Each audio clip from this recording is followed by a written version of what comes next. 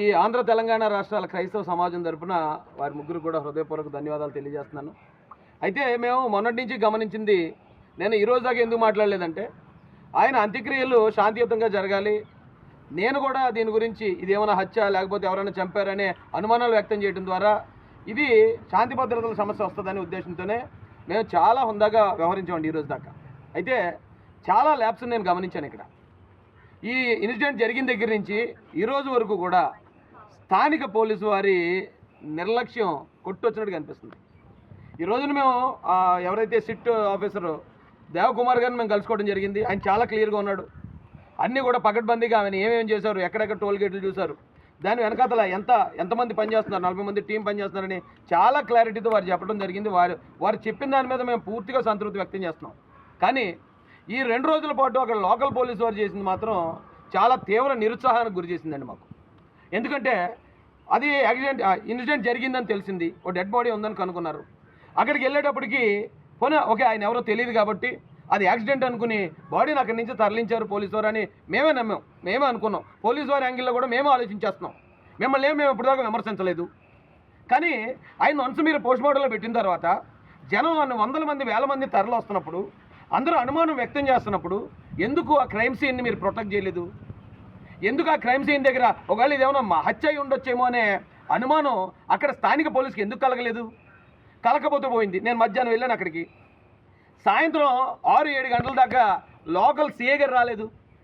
Local CA గారికి నేను phone చేస్తే ఏమంటే ఇది యాక్సిడెంట్లో కనిపిస్తుందండి అన్నారు. ఓకే పోనీ ఏంటంటే ఆధారాలు ఇవ్వండి అంటే మేము కుటుంబ సభ్యులకు చూపిస్తామని చాలా నిర్లక్ష్యంగా సమాధానం చెప్పారు.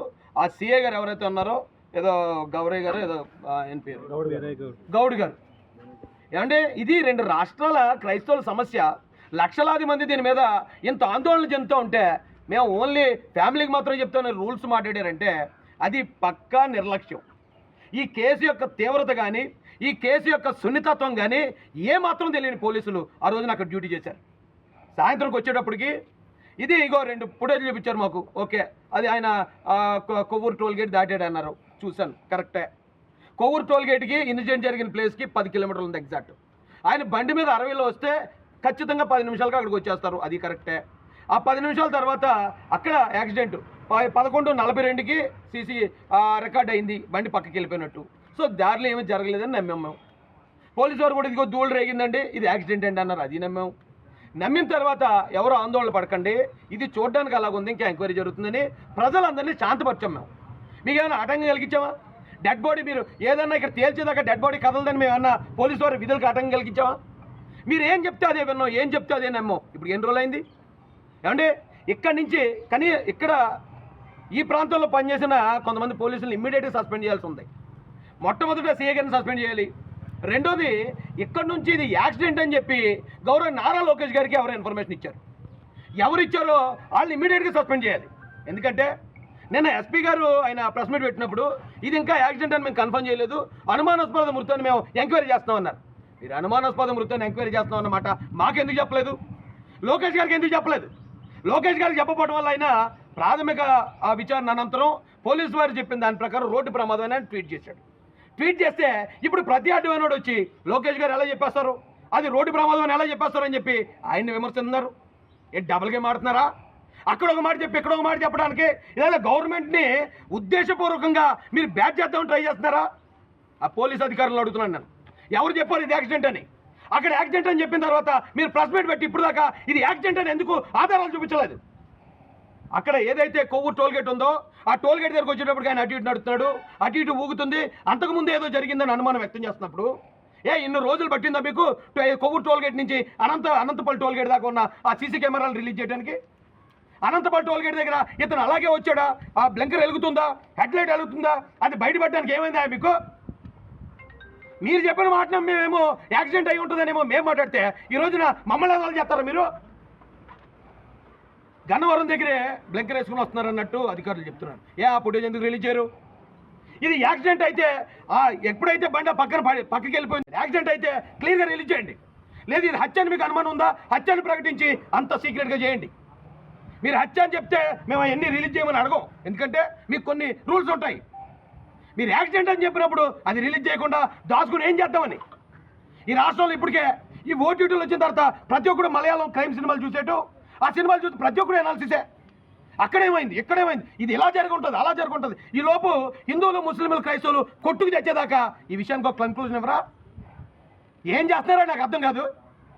ఇది కావాలని ఇంటెన్షనల్గా ఈ గవర్నమెంట్ని మమ్మల్ని బ్యాట్ చేయాలని ప్రయత్నిస్తున్నారు. నేను ఇది ఒక పాస్టర్ గారు అని చెప్పి వచ్చానండి. పాస్టర్ మీద నాకు గౌరవం. ఆయన ఎలా చనిపోయారంటే ఏమో వెనకాల ఏమన్నా కాన్స్పిరసీ ఉందేమో, లేదా నిజంగా యాక్సిడెంట్లో చనిపోయారేమో. నాకు చెప్పడం ఇది యాక్సిడెంట్ అని చెప్పారు.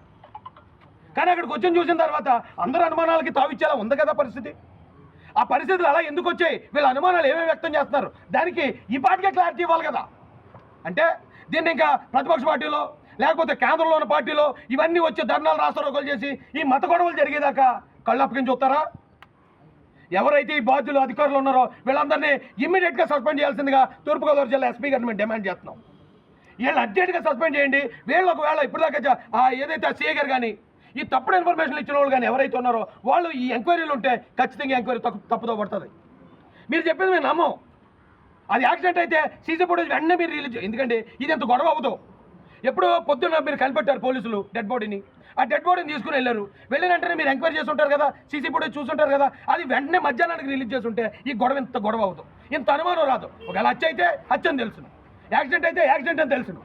మీరు ఎందుకు దాన్ని దాచి కూర్చుంటున్నారు? మీరు ఎందుకు దాచిపెడుతున్నారు దాన్ని? మీరు దాచిపెట్టి 10 రోజుల తర్వాత రిలీజ్ చేస్తే మీరు నిజం రిలీజ్ చేసిన మేము అబద్ధం అనుకుంటాం.